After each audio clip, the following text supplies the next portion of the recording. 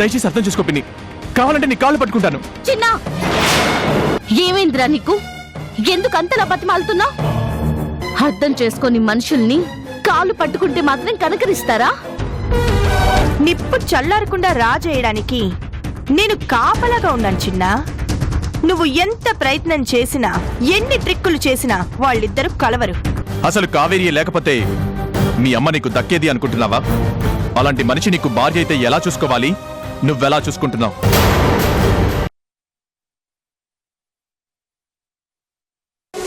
ఆ రిజర్వర్ కట్టే ఏరియా అంతా కూడా బాగా బంకమట్టున్న ఏరియా నాన్న. దానికోసం మనం ప్రత్యేకమైన మెటీరియల్స్ ని వాడాలి. అలాగే ప్రత్యేకమైన మిషనరీ కూడా వాడాలి. ఆ పరంగా చూసుకుంటే ఖర్చు కూడా కొంచెం ఎక్కువ అవుతుంది. అందుకని రేట్ ఎక్కువ వేస్తే మీరు ఇంకో రిజర్వాయర్ వచ్చే అవకాశం పోగొట్టుకుంటారు. ఏంటమ్మా నువ్వు చెప్పేది? మధ్యలో ఇన్వాల్వ్ అవుతున్నానని కాదు, కానీ నాకెందుకో మీరు ఆలోచిస్తుంది కరెక్ట్ కాదనిపిస్తుంది మావయ్య. అంటే వీటి గురించి నాన్నగారి కంటే నీకు బాగా తెలుసానా? చిన్న నువ్వుండు, నువ్వు చెప్పమ్మా. ఏం లేదు మావయ్య, మీరు ఇండివిజువల్ టెండర్ దృష్టిలో పెట్టుకుని టెండర్ వేస్తున్నారు. వాళ్ళు మల్టిపుల్ వర్క్స్ దృష్టిలో పెట్టుకొని టెండర్స్ కాల్ ఫర్ చేస్తున్నారు. కాబట్టి మీరు ఇండిపెండెంట్ టెండర్స్ కాకుండా క్యూములేటివ్ టెండర్స్ దృష్టిలో పెట్టుకొని రేట్ ఫిక్స్ చేయడం మంచిది. దానివల్ల మనకొచ్చే లాభం కూడా చాలా ఎక్కువగా ఉంటుంది. ఫర్ ఎగ్జాంపుల్, ఈ రిజర్వాయర్కి ఎక్కువ ఖర్చు అయినా మరో చోట ఇలాంటి నేల ఉండదు. అక్కడ వర్క్స్ చాలా ఫాస్ట్గా అవుతుంది. అలాగే మెటీరియల్స్ కూడా ఫంక్షన్ చేసుకోవచ్చు. లేబర్ని కూడా మనకి మల్టిపుల్ యూసేజ్ ఉంటుంది. తక్కువ రేట్ కోట్ చేయడం వల్ల ఎక్కువ శాతం మనకు వచ్చే అవకాశం ఉంటుంది.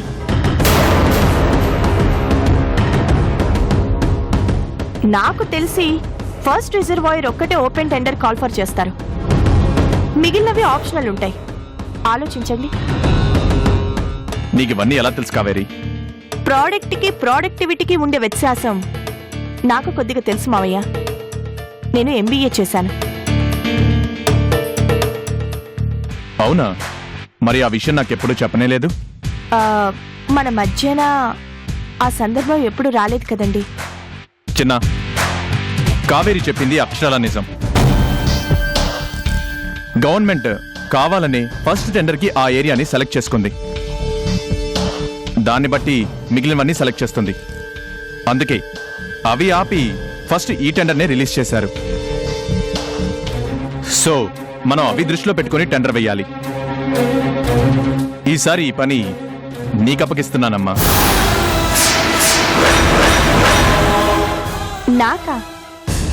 నాకెందుకు మావయ్య? ఎందుకేంటమ్మా, నువ్వు MBA చేసావు కదా. ఇంతకాలం నాకు తెలియనే తెలీదు. ఇంత టాలెంట్ ఉంచుకొని ఇంట్లోనే ఉంటే ఎలా? నువ్వు ఆఫీస్కి రావాలి, ఆఫీస్ బాధ్యతలు తీసుకోవాలి. తనకెందుకు నాన్న? ఇది మీరు కష్టపడి సంపాదించుకున్నది. అందుకే నాకు వారసురాలిగా కావేరిని చేద్దాం అనుకుంటున్నాను. మీకు వారసులు ఆయనండి, నేను కాదు. వాడికంటే నీకు చదువు ఎక్కువ కదమ్మా.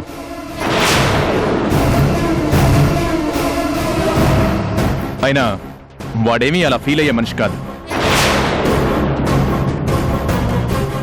నువ్వైతే ఈ టెండర్ గురించి చూడు. చిన్న, తనకు ఆ డీటెయిల్స్ చెప్పు. నేను బయటికి వెళ్ళొస్తాను.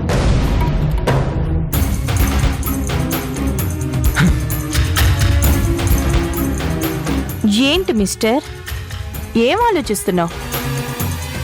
మీ నాన్నగారు చెప్పింది అర్థం కాలేదా? నేను ఆఫీస్లో పాగా వేస్తున్నాను. ఆఫీస్ని నమ్ముకుని చాలా మంది బతుకుతున్నారు. వాళ్ళ నోట్లో మట్టి కొట్టుకు. నేను వస్తుంది వాళ్ళ నోట్లో మట్టి కొట్టడానికి కాదు, నీ నోట్లో దుమ్ము కొట్టడానికి. ఇంటిని దాదాపు నా గ్రిప్లోకి తెచ్చుకున్నాను. రేపు ఆఫీస్ని కూడా నా హస్తగతం చేసుకుంటాను. సో నువ్వు ప్రేక్షకుడిలా నిలబడి చూడటం తప్ప ఏం చేయలేవు. అర్థమైందిగా, అలా చూస్తూ ఉండు.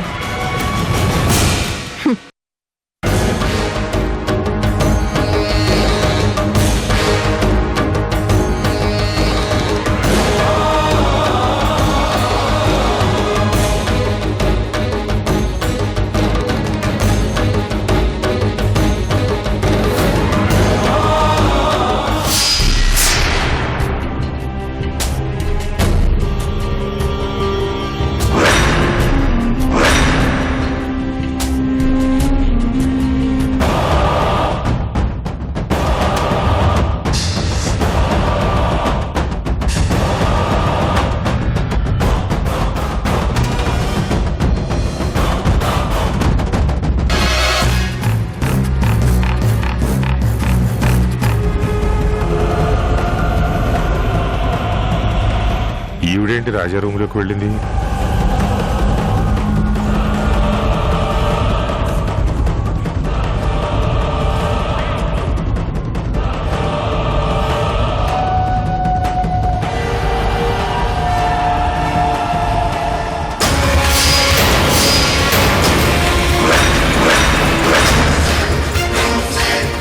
ఎస్,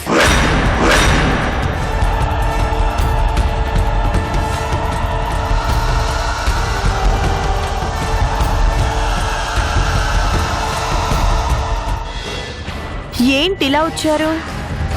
మిమ్మల్ని నేనేం పిలవలేదే. రాజా రావడం లేదా? ఆయన ఈ కంపెనీకి బాస్. వస్తారో రారో అవన్నీ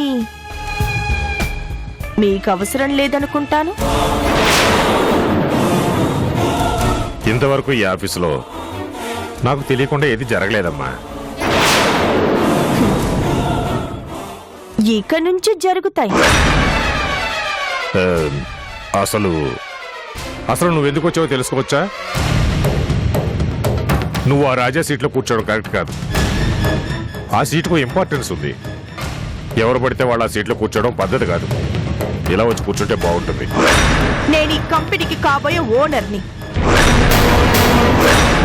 రాజా గారి కోడల్ని. నేను ఎక్కడ కూర్చోవాలో, ఎవరి సీట్లో కూర్చోవాలో మీరు చెప్పకూడదు. అర్థమైందా? ఇక్కడ నేను చెప్పింది మీరు చెయ్యాలి. ఇది నా ఆఫీస్. మీ సిన్సియారిటీని, సీనియారిటీని పక్కన పెట్టి నేను చెప్పింది మీరు ఫాలో అవ్వాలి. తెలిసిందా?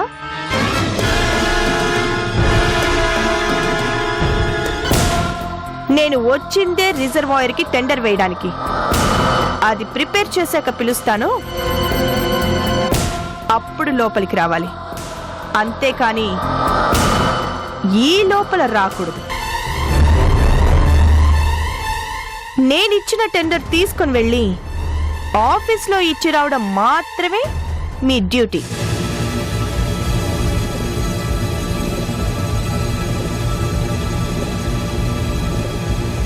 Now you can go.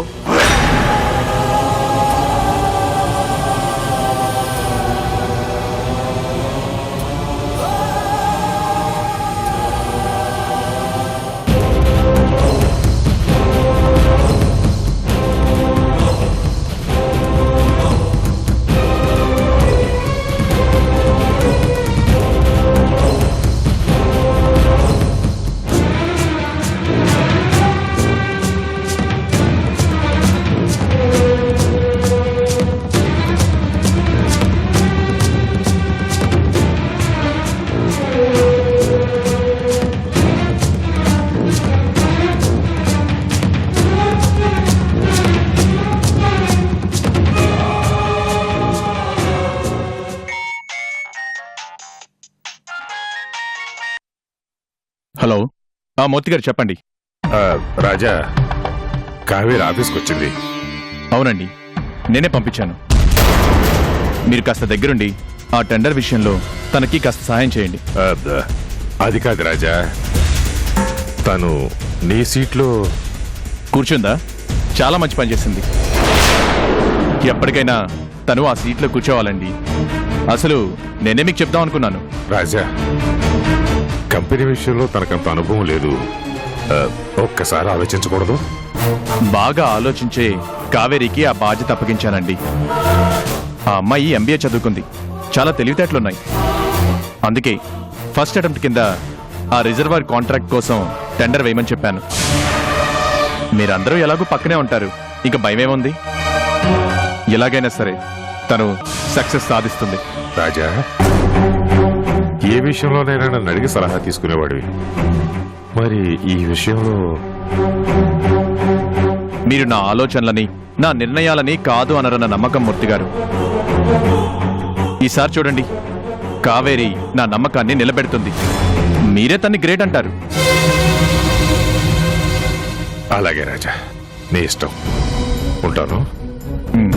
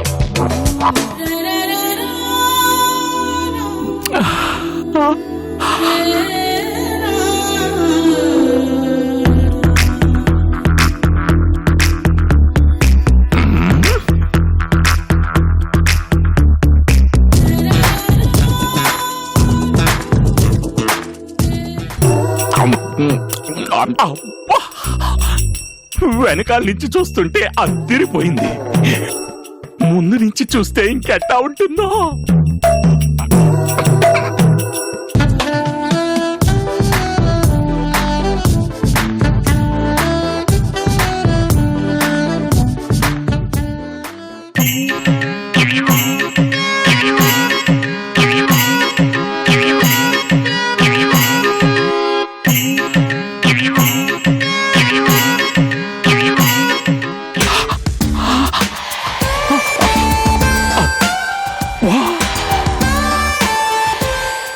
ఏముందిరా బాబోయ్!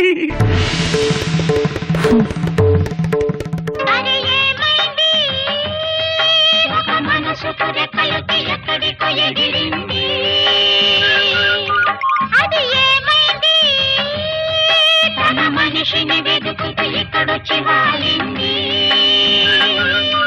కలగాని కల ఏదో కళ్ళెదుటే నిలిచింది, అది నీలో మమతను నిద్దురు.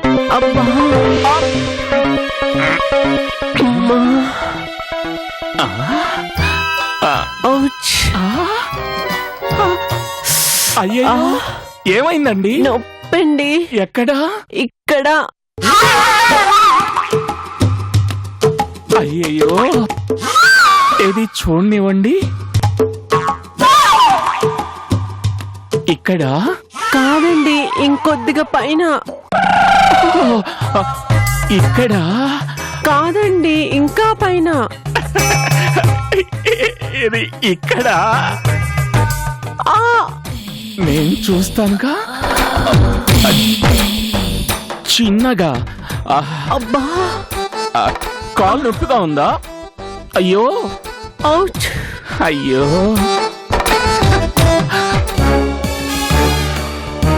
నీ అబ్బా, ఉద్యోగం ఎవరని అడిగితే అసహించుకుంటావా? ఇప్పుడు కుక్కలా వచ్చి నా కాళ్ళు పట్టుకున్నావు. ఉండు, నీకింకా చుక్కలు చూపిస్తా. కాలుకి బాగా దెబ్బ తగిలినట్టుందే. హాస్పిటల్కి వెళ్దామా? ఏ హాస్పిటల్ కి? అపోలోకి వెళ్దామా, లేదంటే కేర్ కి తీసుకెళ్తాను. అబ్బా, నేనంటే మీకు ఎంత కేర్ అండి. అదేంటోనండి, మీలాంటి అందమైన ఆడాళ్ళను చూస్తే నాకు వెంటనే సాయం చేయాలనిపిస్తుంది. రండి వెళ్దాం.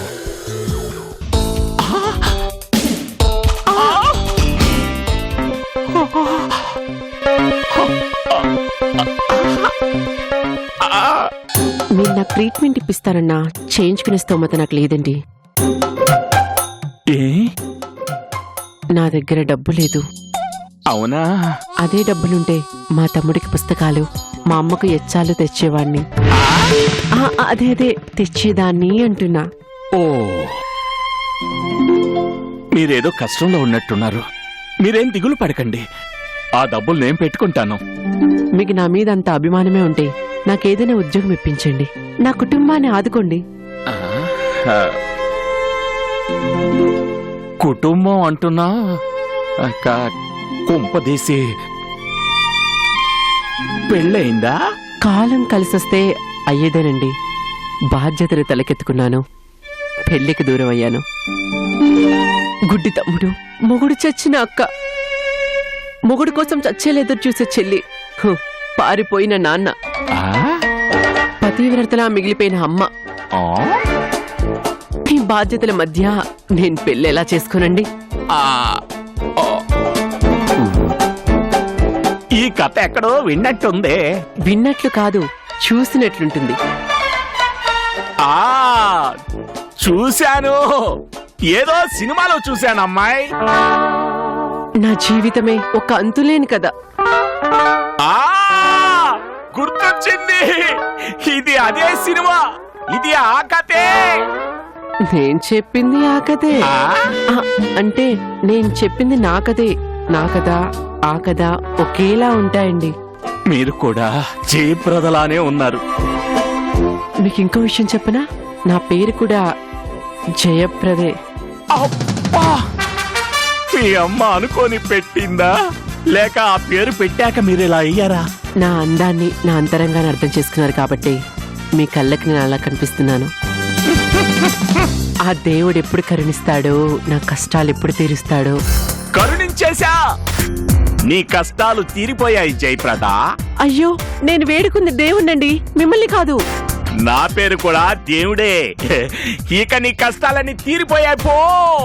నీకు కావాల్సిన ఉద్యోగం నేనిస్తున్నాను. ఉద్యోగం చూసి నీకు కబురు పెడతా, వస్తా. వెళ్ళాలనాలిగా, వస్తానంటారే. చిలిపి, వస్తా. బాయ్.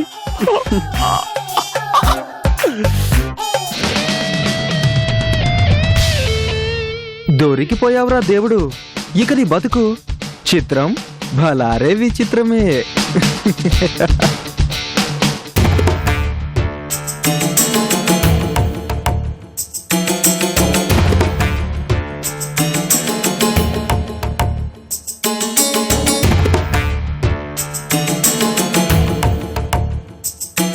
చిన్నా,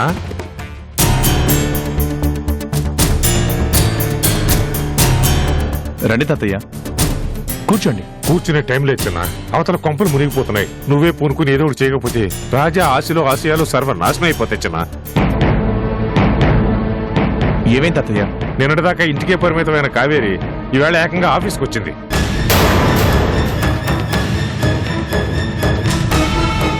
నాన్నగారే తన్ని ఆఫీస్కి వెళ్ళమన్నారు తాతయ్య. అయినా వచ్చినా ఏం చేస్తుందిలే. ఏం చేస్తుందా చిన్న? ఓ పెద్ద భవనం కుప్పకూలేలా చేయాలి అంటే పైన గోడలు కొడితే సరిపోదు, అడుగున ఉన్న పునాదిని కదిలించాలి. ఇప్పుడు కావేరి అదే చేస్తుంది.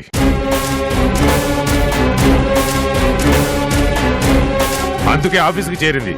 ఆ భార్గవి వంట చూసుకుని చెలరేగిపోతుంది, మన కంపెనీని నేలమట్టం చేస్తుంది. రిజర్వాయర్ కాంట్రాక్ట్ కి కావేరి చేత టెండర్ వేస్తున్నారు.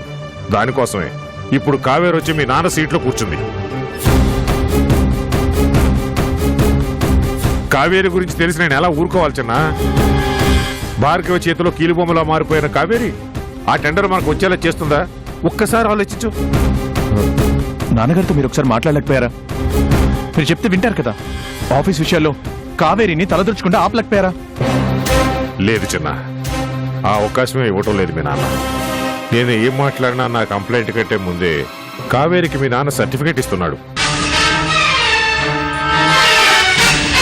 ఆవిడ చాలా తెలివిగలదని పొగట్టలతో ముంచెత్తుతున్నాడు. ఆవిడ టెండర్ వేస్తే అది నేను తీసుకెళ్లి ఆఫీసులో సబ్మిట్ చేయాలట. చిన్న, ఆ భార్గవి కొట్టే దెబ్బ ఎలా ఉంటుందో మనందరికీ బాగా తెలుసు. ఓసారి మనల్ని అధపాతాళానికి తొక్కేసింది. ఎలాగో మీ అమ్మ కష్టపడి మళ్ళీ మనల్ని నిలబెట్టింది. మరోసారి భార్గవిని చాలా తక్కువ అంచనా వేస్తున్నారు చిన్న. మీ నాన్న కావేరి నాశనం చేస్తుంది, మొత్తం అందరినీ రోడ్డు మీద నిలబెడుతుంది.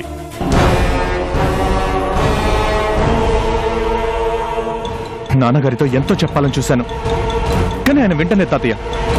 కనీసం మీరు చెప్పినా కూడా వినట్లేదు అంటే నాకు ఏం చేయాలో అర్థం కావట్లేదు. ఏదో ఒకటి చేయాలి చిన్న. కావేరి మాటలు ప్రవర్తన చూస్తుంటే తను బాగా ప్రిపేర్ అయి వచ్చినట్టుంది. నీ రుణ ముంచేస్తుంది చిన్న. ఇప్పుడు నువ్వు తప్ప ఎవరూ కావేరి నాపలేరు. ఆలోచించిన నువ్వే ఏదో ఒకటి చేయాలి ప్లీజ్.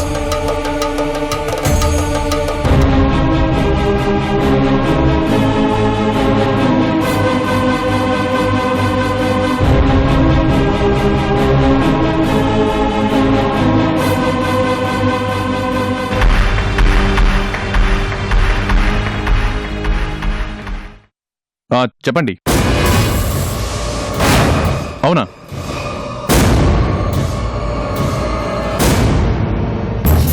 నిజంగానా? నిజంగా అలా జరిగిందా?